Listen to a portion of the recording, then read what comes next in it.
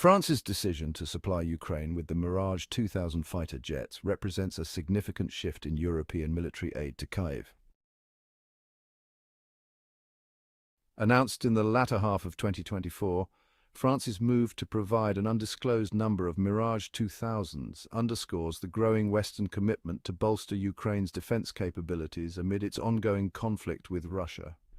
The exact number of jets and the precise timeline for their delivery have been kept vague, partly for security reasons. However, military analysts believe the initial batch will consist of around a dozen aircraft, with more to potentially follow based on Ukraine's ability to integrate and sustain the fleet. The Mirage 2000, a fourth-generation multi-role fighter designed by Dassault Aviation, first flew in 1978 and has since become a staple of French and Allied air forces. It's equipped with an array of advanced avionics and weapon systems, making it versatile in both air-to-air combat and ground attack missions. While the Mirage 2000 has proven itself over decades of service in conflicts ranging from the Gulf War to operations in Libya and Syria, the critical question is how it will fare against modern Russian threats, particularly the Sukhoi Su-35 and the S-400 surface-to-air missile system. The Su-35 is widely regarded as one of the most advanced fighter jets in the world. Developed by Russia as an enhancement to the Su-27, the Su-35 boasts significant improvements in avionics range, maneuverability, and weapons systems. Its advanced radar and electronic warfare systems give it an edge in long-range detection and engagement. In close-range dogfights, the Su-35 is highly agile owing to its thrust-vectoring engines. This raises concerns about how well the Mirage 2000, which lacks thrust vectoring and whose design is now over 4 decades old, can compete in a direct confrontation. Moreover, the S-400 Triumph missile system, also known by its NATO reporting name SA-21 Growler, presents an entirely different challenge.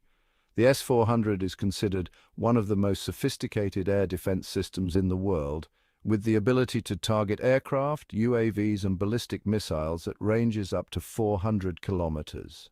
The system uses multiple types of missiles, each designed to intercept different kinds of targets at various altitudes. The Mirage 2000, without extensive stealth capabilities, could find itself vulnerable to the S-400's long reach and sophisticated targeting systems during operations close to Russian-held territories.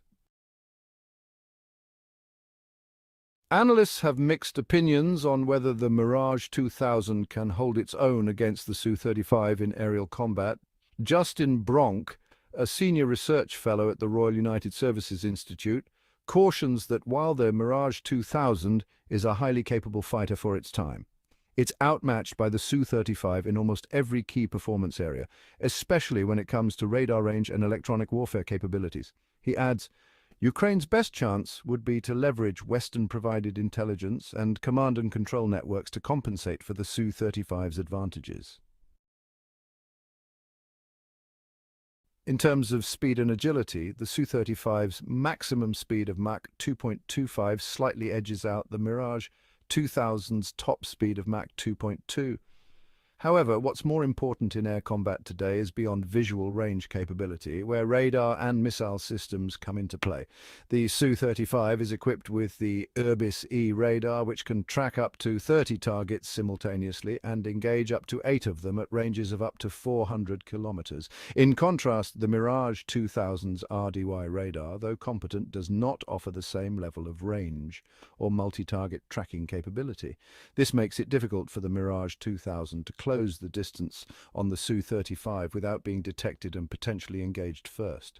Furthermore, the Su-35's R-77 and R-27 air-to-air missiles offer a longer effective range than the Mirage 2000's Mica missiles. While the MICA is highly maneuverable and can lock onto targets after launch, its range of about 80 kilometers is dwarfed by the R-77, which can reach targets up to 110 kilometers away. This puts the Mirage at a disadvantage in terms of first shot capability, meaning Ukrainian pilots will need to rely heavily on tactical acumen, surprise, and possibly external support from other air defense systems to even the playing field. In terms of air-to-ground capabilities, the Mirage 2000 is equipped to carry a range of munitions, including laser-guided bombs, air-to-surface missiles, and anti-radiation missiles. These could be useful in targeting Russian ground positions and radar installations. However, operating in areas protected by the S-400 will require sophisticated jamming and suppression of enemy air defense, or SEAD, efforts, which Ukraine may not be able to provide at scale. The S-400's radars are designed to counter jamming attempts, further complicating the task for Ukrainian pilots. Sustainability is another concern for Ukraine as it integrates the Mirage 2000 into its air force. The logistics of maintaining a foreign aircraft fleet are complex, especially in wartime conditions. Ukraine already operates a mix of Soviet-era aircraft like the MiG-29 and Su-27, and adding the Mirage 2000 will require new infrastructure, training and supply chains. Spare parts and qualified personnel are crucial to keeping the planes operational, and disruptions in the supply chain could ground a significant portion of the fleet. Moreover, the transition period for Ukrainian pilots and ground crews to become proficient with the Mirage 2000 could take several months. Although France has committed to assisting with training, the urgency of Ukraine's needs means there will likely be a steep learning curve. According to John Venable, a defense policy expert at the Heritage Foundation, even if Ukraine gets these aircraft operational quickly, there's a real risk that maintenance and operational issues could hamper their effectiveness in the long term, especially if the war drags on. Despite these challenges, there are some who argue that the Mirage 2000 can still be a valuable asset to Ukraine's Air Force. A former Mirage 2000 pilot who spoke on condition of anonymity stated, "The Mirage's strengths lie in its simplicity, reliability, and pilot-friendly controls. In the hands of skilled pilots, it can hold its own in many combat situations, especially if they can maximize their strengths in terms of speed and climb rate to outmaneuver heavier Russian jets." The French aircraft's strengths, like its high thrust-to-weight ratio and delta-wing design, make it highly agile in air combat. Its ability to rapidly climb and engage in hit-and-run tactics could be a valuable asset in certain situations, particularly if used in conjunction with NATO intelligence and targeting support. Additionally, its relatively low operational cost compared to fifth-generation fighters like the F-35 means Ukraine could afford to keep them flying more consistently.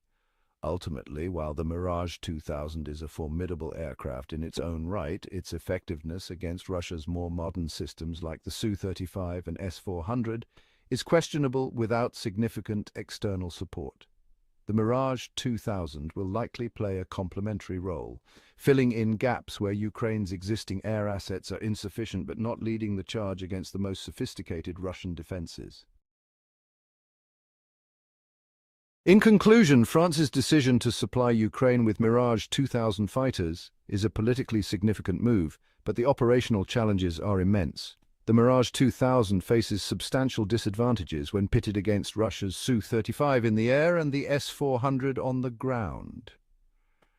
While the jets will provide some capability enhancements, they are unlikely to shift the balance of power unless integrated into a larger strategy that includes Western intelligence, advanced tactics, and potentially more sophisticated air defense suppression systems. Whether Ukraine can sustain these aircraft in the long term will depend heavily on its ability to manage logistics and training amid an ongoing war.